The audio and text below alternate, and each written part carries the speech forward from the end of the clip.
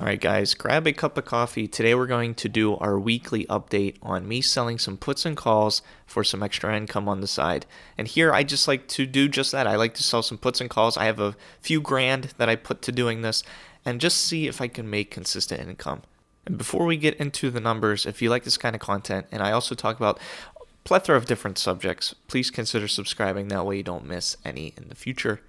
And without further ado, let's just hop into it. So this is my spreadsheet where I like to keep track of all of my puts and calls that I sell and how much premium I've made, if I've had to roll them back, what's the expiration, what's the strike price, all that good stuff. And so far in premium this month, I have made $336. However, things are starting to get a little more tough now, and we'll take a look at why that is. Because before, I would sell a put and it would expire worthless and then I'd just be on my way. But with the market being generally down, it kind of throws a wrench into things. And that's where selling puts and calls becomes a little more hard because you have to make some decisions.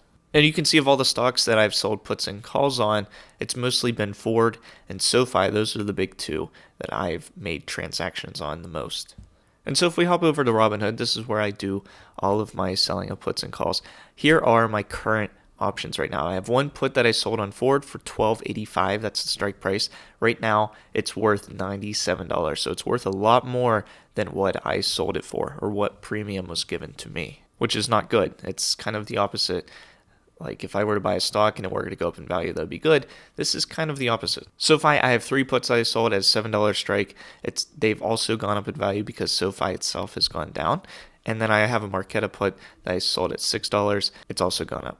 And so let's just look at one of these and talk about all of my different options. So Ford, the current stock is, as of right now on a weekend, $11.90. The put strike price, like we see here, is $12.85. So I have a few options right now. This ends up expiring this coming Friday.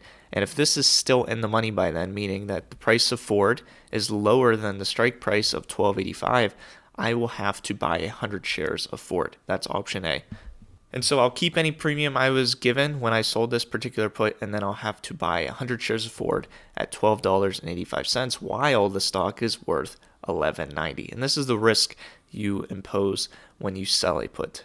But the key here is to sell a put at a price on a particular company that you like at the price that you think it's a decent buy at, right? At a price you're okay with buying 100 shares at. That way, if, it does come into a situation like this where it's in the money and you have to buy 100 shares, it's not the end of the world. And so that's option A. I get 100 shares, keep the premium, I don't lose anything, and we just go on with our day. And then I'll have 200 shares of Ford because right now I already have 100 shares of Ford. If we click on Ford, we'll see that. I'll have 200 shares. I can then sell calls on it if it goes back up in value towards the price that I bought these shares at, which the average price right now is $13.50. If I were to get another 100 shares, the average price would go down because the strike price is lower. And also, I could just hold on to these and collect the dividend. Ford now pays a 4.21% dividend, and I could just hold on to these while I'm waiting for them to go up in value so I could start selling calls. Option B is I buy to close this put. So I sold this put, I got a premium. Now I'm giving someone else a premium to take this over. So if I were to buy to close right now, I would pay $101 for me to no longer be obligated to buy those 100 shares if it were to still be in the money on expiration. And when I made $11 in premium the first time I sold the put and then I ended up rolling it back a week for an extra $2 of premium, that's not really a good deal, right? So the total return in premium is $13, but I'm having to pay $101 to get rid of this obligation. That's probably the less favorable, and that's why it's important to sell puts on companies that you're okay with acquiring shares of and at a price you're okay with acquiring those shares at. And then the option number 3 is to roll this position. That's what I did last week. So this actual put was expiring last Friday. I knew it was going to be in the money, so I ended up rolling it back a week. I gained a little bit of premium, and then we're just going to see what this week brings. If it shoots back up to around the strike price, we'll be okay. And if it doesn't, maybe it'll stay flat or maybe it'll go down even further. But rolling your position basically gives you more time to see how things pan out. So if we were to do that, I can go and roll this position right here. I would be buying to close this position like we saw for that $101 that it suggested, but this is saying 97. And I were to sell a put further out in date and gain maybe some more premium at that same strike at least. So $12.85 is the current strike, and if I were to roll it out a week, I would get $4 more in premium and still have that same put, but just a week later, an expiration date. Now, of course, it could be more than 1 week. So let's say we just want to go to March 24th, and I look at that same put and I sell it instead.